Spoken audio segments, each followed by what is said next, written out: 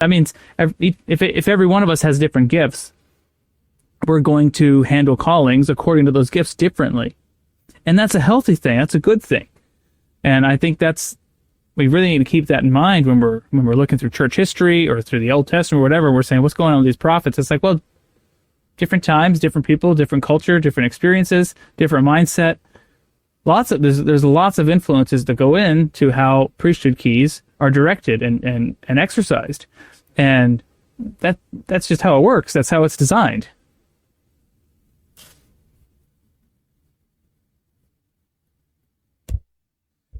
And this whole concept of pointing to the head, like priesthood keys. I was trying to make the point there that it's not just the prophet of the church or the apostles that this applies to as head. While they have a fullness of priesthood keys, it applies to each of us individually in callings and as patriarch, matriarch, mother, and father of our family and whatnot.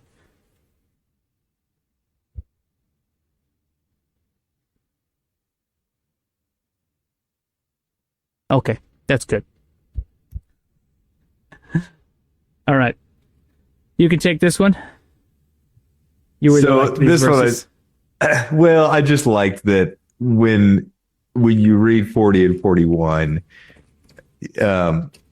clearly the approach appears to be the Lord is speaking more as a fatherly figure, right? He's speaking as the father here.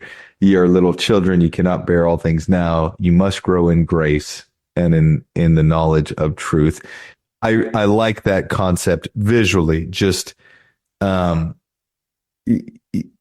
everyone's at a different point. Everyone's at a different place. Everyone's growing at a different pace, and that's okay with the Lord. He doesn't expect anything more than to grow and to accept truth and to progress according to your abilities, And then he says, "Fear not, little children, for you are mine, and I have overcome the world, and you are of them that my Father hath given me."